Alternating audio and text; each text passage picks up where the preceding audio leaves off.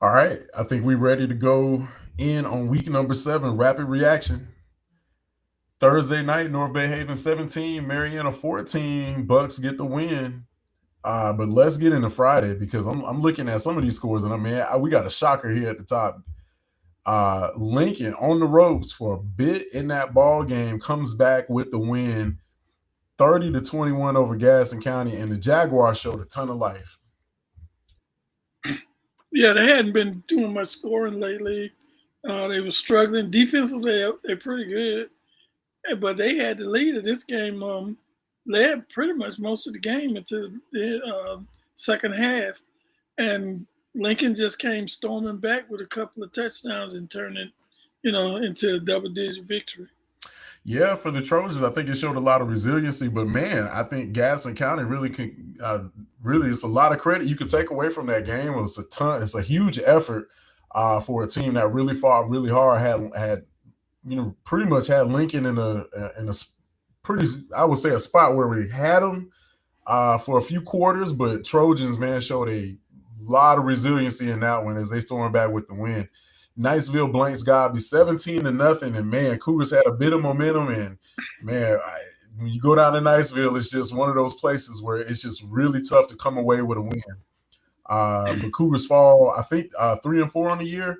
Niceville picks up. I think they had identical records going into this game. So, Yeah, Niceville was 3-3.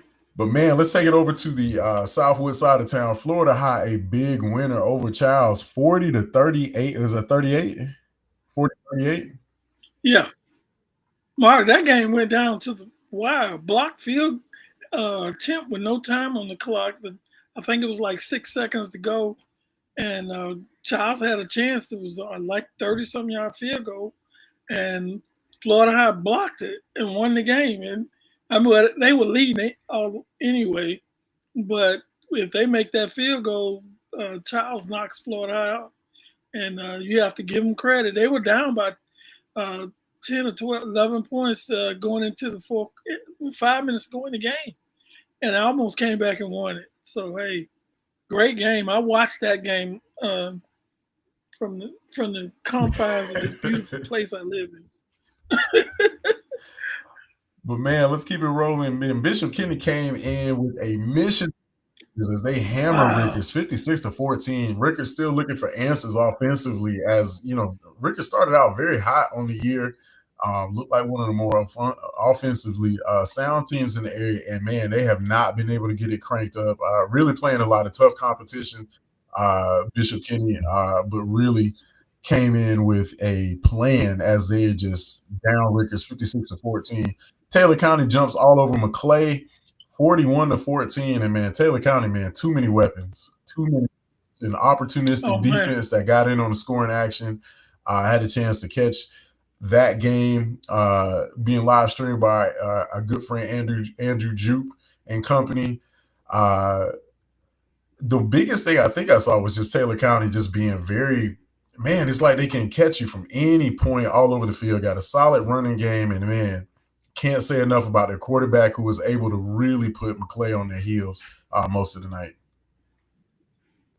Yeah, it was a tough matchup. I thought was the toughest one for McClay this far this season, and they fought back. I think it was like 28-7 in halftime, and they came in as 28-14. Had opportunity, had a couple of stops, just couldn't push it over, and Taylor County kind of pulled away late there in the second half, in the fourth quarter. Yeah, for the Bulldogs, man, they are off to probably one of their best starts I think since I think in the past like 10 years. So they're now advanced to 6-0. This is looking very reminiscent of a couple of Taylor County teams. I think the last time they were this good, this was a team that made a deep run in the playoffs. So look for Taylor County to be sticking around for playoff time come November.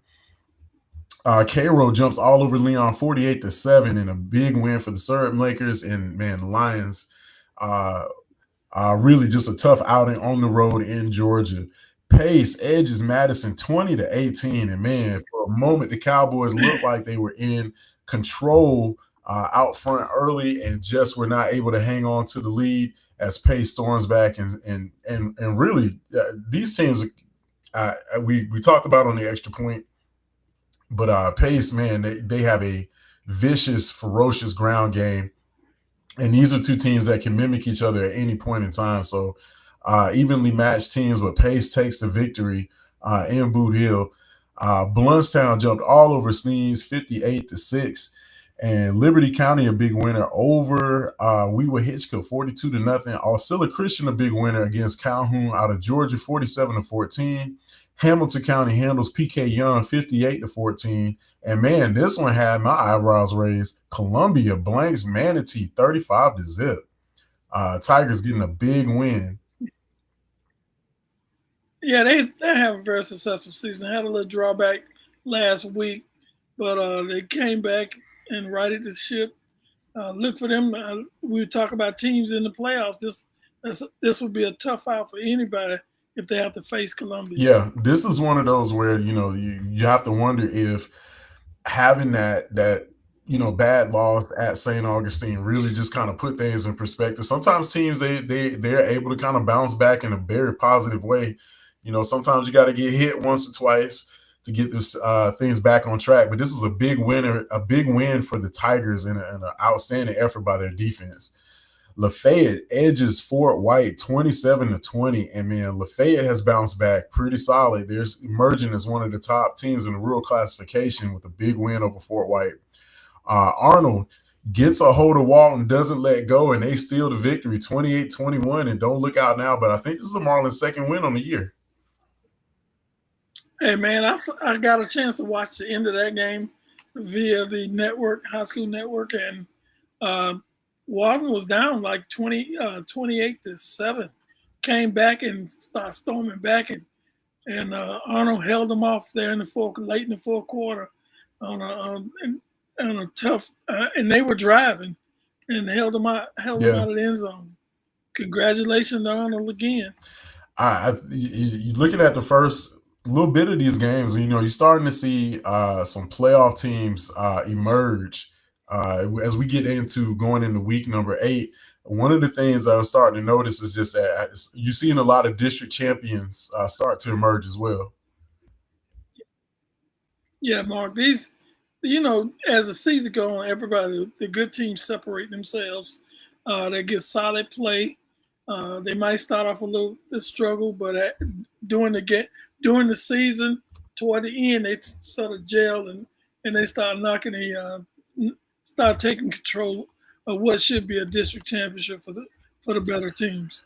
So let's finish out the week number 7 slate. Graceville, big winner over Vernon, 42-15. Choctaw handles business against South Walton, 38-6. And then Wakulla, a big winner over Fort Walton Beach, 30-22. And then finishing things off, Cottondale handles Franklin County. And this was a little back and forth. We know that these two teams were a little evenly matched. I think Franklin County came in maybe with just a little bit more I wouldn't say battle tested, but they had a few more road contests. But man, Cottondale not having it as they get the Franklin County Seahawks by 7. And that'll do it for week number 7. You're starting to see how really, for me, I'm trying to do some math on like the rural classification and seeing how who may have the edge there. But man, there's so many good teams. It's really hard to tell right now. Still looking for an NFC Jefferson County score. Yeah, me too, Mark. I've been checking all over. I looked at a lot of the services. I hadn't seen anything. Because usually we get a score from Jefferson County every week, and I hadn't got anything. What I'll do by the morning, I'll have that final if they played, because I'll call either text Coach Bright or Coach McCarvey. One of them got the end of it. Tell me what happened. And that'll do it for week number 7. We'll catch everybody on Wednesday night for the Extra Point podcast. We'll have all of this broken down. We'll be talking about every single team that played in week number 7, all your week 8 matchups. We'll have them on deck for you. We're at that point in the season. We're starting to see the contenders come true. We're going to see who's going to have the edge come playoff times because those rankings come out from the FHSA next week as well. So we'll be able to start doing some math and running some numbers to see who's in and who's out. So we'll catch everybody on the Extra Point on Wednesday night, 4 quarters online. I'm Mark Adams. This is my partner, Coach Cofield. We'll see everybody next week, next Friday night, 4Q Scoreboard Show.